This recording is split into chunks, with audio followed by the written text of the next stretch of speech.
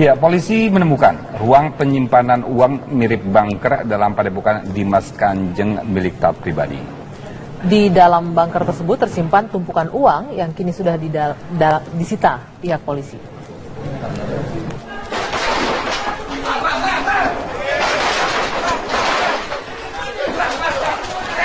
Ini adalah penggeledahan terhadap gedung utama Padepokan Dimas Kanjeng di Probolinggo, Jawa Timur, 22 September lalu.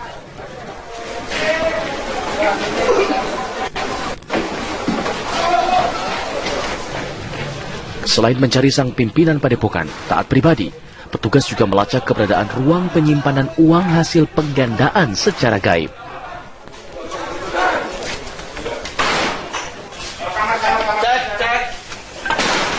Petugas menemukan ruang bunker tersebut di lantai 1 dan 2 rumah milik Taat. Sayang, tim liputan kami tidak diperkenankan mengambil gambar di 2 ruangan tersebut.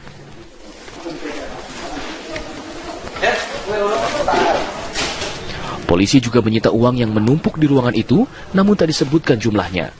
Polisi masih memeriksa apakah uang-uang itu asli atau palsu. Padepokan Dimas Kanjeng ini digeledah setelah pimpinannya taat pribadi diduga terlibat kasus pembunuhan 2 santrinya. Keduanya diduga dibunuh karena akan membocorkan praktik penipuan penggandaan uang yang dilakukan taat pribadi.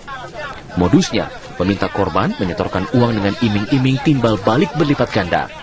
Namun nyatanya, uang yang dipercaya muncul secara gaib itu tak pernah ada. Dari Probolinggo, Jawa Timur, tim TV One mengabarkan. Ya, lalu sudah sejauh mana pemeriksaan terhadap kasus yang menimpa Kanjeng Dimas taat pribadi? Sudah reporter TV One Nachota Yasida di kantor Polda Jawa Timur. Ya, Nachota.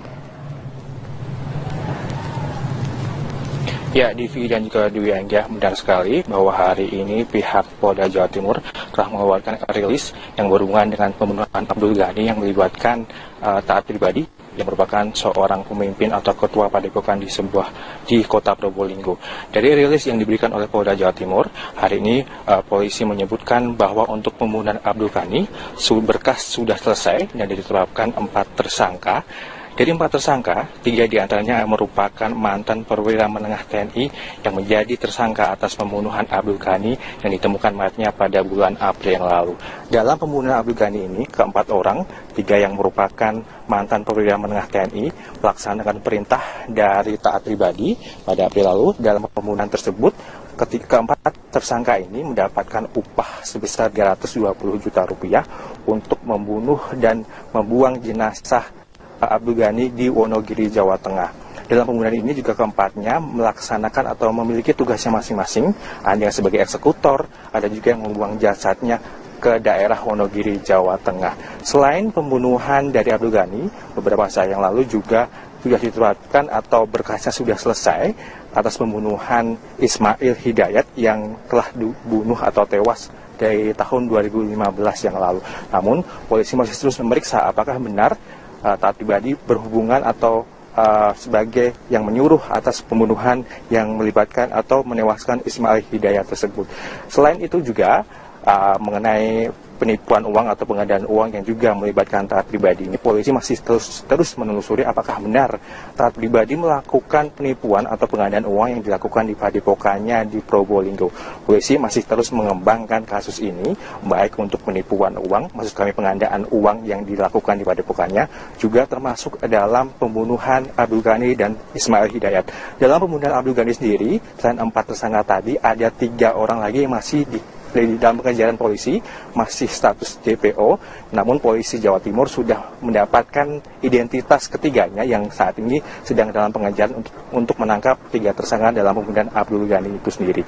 Dan dari informasi tim kami yang berada di Probolinggo, saat ini padepokan milik taat pribadi di Probolinggo sudah sepi, ditinggalkan oleh para santri yang berjumlah ribuan orang, dan saat ini masih juga dijaga oleh beberapa polisi baik dari Jawa Timur maupun dari Probolinggo, dan di padepokannya juga masih diberikan polis lain berjaga-jaga agar tidak terjadi hal-hal yang diinginkan.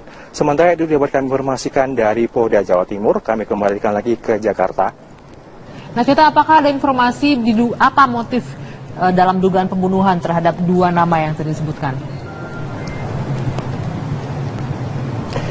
Ya, dia motif dari informasi yang kami dapatkan bahwa Abdul Ghani dan Ismail Hidayat mereka adalah merupakan santri, dulunya adalah pengikut dari taat pribadi, kemudian kedua orang ini keluar atau tidak aktif dalam padepokannya, dan dari informasi yang kami dapatkan, dua orang ini termasuk Abdul Ghani, meskipun dia sebagai anggota pasif atau tidak aktif, dia selalu menghina atau mengejek padepokan yang selama ini dipimpin oleh taat pribadi, sehingga hal tersebut yang memicu atau memicu taat pribadi untuk membunuh kedua orang ini termasuk Abdul Ghani dengan menyuruh beberapa santri lainnya untuk melakukan eksekusi terhadap Abdul Ghani maupun Ismail Hidayat, hingga akhirnya mereka berdua tewas dan ditemukan di Probolinggo dan juga di Wonogiri, Jawa Tengah. Dwi Anggia.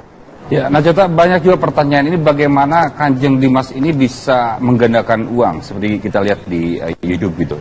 Keluar dengan tiba-tiba. Ini apakah ada informasi dari sana seperti apa modusnya begitu? Ya, Divi, dari informasi yang kami dapatkan kemarin sempat bahwa taat pribadi sempat ditemui atau bertemu dengan wartawan, para orang bertanya kepada taat pribadi apakah benar dirinya bisa menggandakan uang menggandakan uang berkali-kali lipat.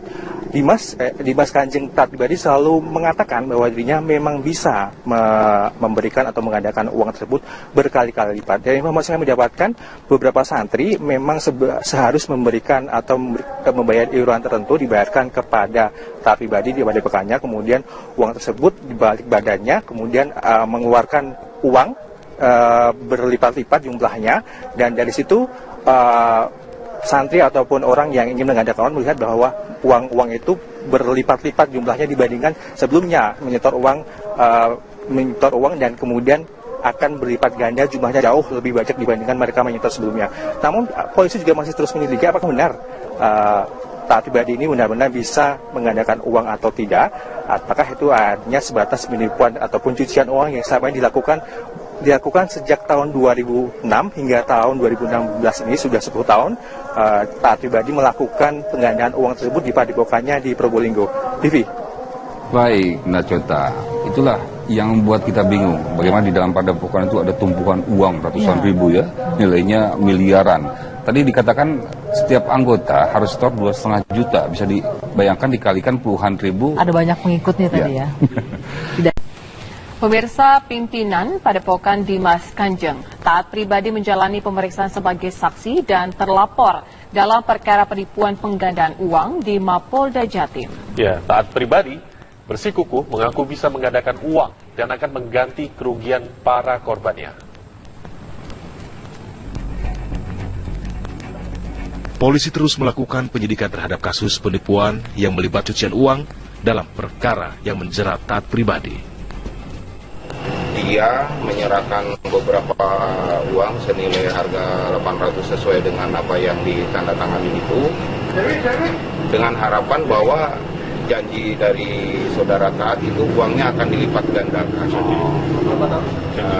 Dilipat gandakan menjadi 10 miliar atau berapa. Jadi bermacam-macam. Ada mahar, ada mahar. Nah, sampai detik sekarang yang bersangkutan laporan itu memang tidak ada realisasi. Karena ada waktu itu janji istiqosa, mau ada pencairan, undur lagi sampai 4 tahun. Pimpinan Padepokan Dimas Kanjeng taat pribadi ditangkap di padepokannya pada 22 September lalu. Taat pribadi digelandang polisi karena sebelumnya tak mengindahkan pemanggilan dirinya oleh kepolisian dengan dugaan keterlibatan kasus pembunuhan. Penangkapan taat pribadi berawal dari penemuan 2 jenazah korban pembunuhan, di mana kedua korban adalah pengikut Padepokan Dimas Kanjeng taat pribadi. Berdasarkan penyelidikan polisi, pembunuhan berujung pada pelaku yang sama. Polisi menduga korban dihabisi di Padepokan Dimas Kanjeng. Tak hanya dugaan pembunuhan, taat pribadi juga diduga melakukan tindak pidana penipuan. Taat pribadi mengaku bisa menggandakan uang. Inilah yang menyebabkan begitu banyak warga yang ikut di padepokannya karena berharap bisa bergelimang harta tanpa harus banyak bekerja. Kenyataannya, sang pemimpin padepokan bukan peternak uang yang dapat memberikan uang berlipat dari yang disetorkan korbannya. Taat pribadi malah diduga menipu korbannya yang telah memberikan sejumlah uang sebagai mahar untuk ganda uang yang dijanjikannya. Tim TV One mengabarkan.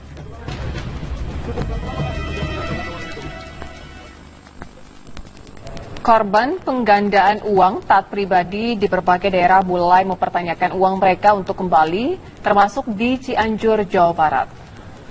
Para korban penggandaan uang yang dilakukan taat pribadi di Cianjur ini mendatangi kediaman anak buah taat pribadi yang merekrut mereka untuk menanamkan modal dengan janji keuntungan berlipat. Untuk menjadi pengikut taat pribadi, warga harus mempunyai uang sendiri, sedikitnya Rp2.500.000 dan pengikutnya juga diwajibkan menyerahkan uang hingga puluhan juta rupiah sebagai mahar dan dijanjikan akan dikembalikan berlipat ganda.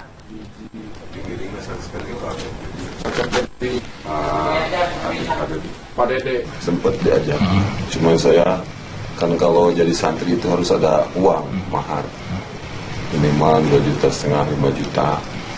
Itu katanya mahar itu buat apa itu? Ya untuk jadi santri. Kalau nggak ada uang nggak bisa? Nggak jadi santri, hanya biasa aja. Itu waktu itu siapa Pak yang nawarin itu? Yang nawarin Pak ini, Pak Ade, juga Cianjur.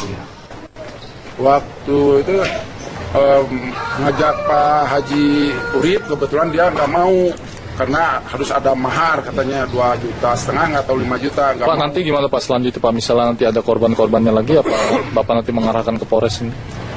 Paling saya dicatat identitasnya yang korban, nanti saya melaporkan ke pihak berwajib. Ya. Pemirsa, Majelis Ulama Indonesia Kabupaten Probolinggo, Jawa Timur terus mengkaji ajaran dan tata cara ibadah yang ada di Padepokan Dimas Kanjeng taat pribadi. Ya, MUI akan mengkonfirmasi terlebih dahulu ke guru besar Padepokan itu sebelum mengambil tindakan lebih jauh. Laporan masyarakat yang ke MUI, intinya orang-orang yang ke sana itu memang macam-macam. Begitu. Ada yang memang katanya bekerja untuk pengamanan. Ada yang katanya itu menunggu uangnya cair, ada mahar. Ya ada yang mungkin tidak pulang karena tidak punya apa-apa. Ada yang bilang begitu. Nah ini informasi yang masuk. Nah tentu nanti kan harus didalami. Jadi orang berkumpul banyak di sana itu kan ngapain kan tidak mungkin kalau nggak ada tujuannya. Betul. Nah itu yang harus didalami lagi dan kita himbau supaya masyarakat kalau memang mau berzikir ya di rumah lah. Pikir di masjid, kan dia punya rumah masing-masing, kasihan meninggalkan keluarga dan lain-lain. Kalau ingin lebih tinggi lagi, lebih khusyuk, ya umroh saja ke Mekah sana kalau punya uang, daripada ada di Padepokan. Begitu, bisa 40 hari, bisa sebulan dalam Ramadan, itu kan bisa untuk zikir di sana. Begitu, lebih afdol ya, jelas nasnya dari Quran dan hadis. Pahalanya 100.000 kali sholat di Masjidil Haram, kan jelas.